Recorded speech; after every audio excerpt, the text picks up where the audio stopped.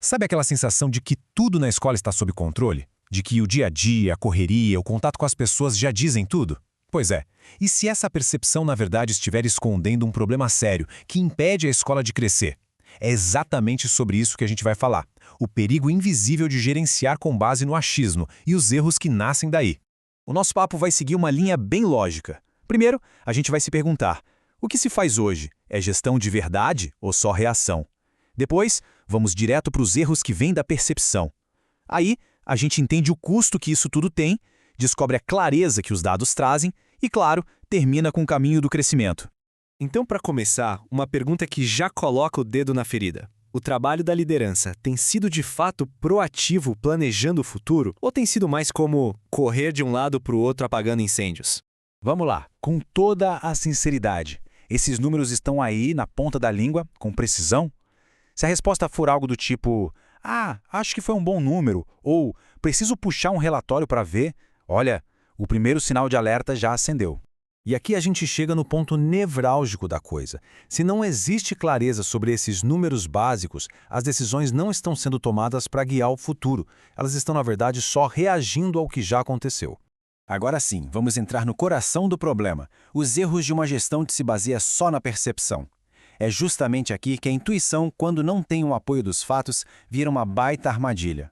É bom a gente definir bem do que se trata. Gerenciar pela percepção é, no fim das contas, tomar decisões com base no que a gente acha, em impressões. É o extremo oposto de uma análise, sabe? De olhar para o que realmente está acontecendo. Olha que interessante o contraste que a gente vê aqui. De um lado, frases super vagas. Acho que foi um mês bom. Do outro, a realidade em números. Qual dessas duas colunas permite tomar uma atitude de verdade? A percepção culpa o mercado, mas os dados mostram uma taxa de conversão de 1,5%, algo que dá para trabalhar. A gente sai da opinião e entra no diagnóstico. E claro, esses erros de percepção têm um preço. E é um preço alto, viu? Um custo que muitas vezes é invisível. Ele não aparece ali, claro, no balanço do fim do mês, mas vai corroendo os resultados em silêncio. E esse custo se manifesta assim. É dinheiro que vai para campanhas de marketing que não dão o retorno que deveriam. São potenciais alunos que simplesmente desistem no meio do caminho. E o pior de tudo é não saber onde exatamente o problema está. A oportunidade, que é o recurso mais valioso, está indo pelo ralo. E aí se cria um ciclo vicioso e bem perigoso. A escola investe, os leads até chegam, mas como não tem um acompanhamento claro, as matrículas não vêm na mesma proporção. E como ninguém sabe a causa do problema, qual é a solução mais comum? Investir mais dinheiro, esperando um resultado diferente. Então vamos ser bem diretos. Colocar mais dinheiro num processo que está falhando não é estratégia de crescimento. É só uma maneira bem cara de compensar um erro que nem foi identificado. Mas calma, tem uma saída para esse silo. É a clareza que só os dados podem trazer. É nesse ponto que a gestão para de ser um jogo de adivinhação e passa a ser, de fato, uma ciência. Dados não servem só para encher relatório, né? Eles são como um mapa para a ação. Eles mostram exatamente o que está funcionando, para que se possa repetir, e onde o processo está quebrando, para que se possa consertar. Sem isso, qualquer ação é só uma tentativa, um tiro no escuro. Não é uma decisão informada. Certo. E como a gente coloca isso em prática?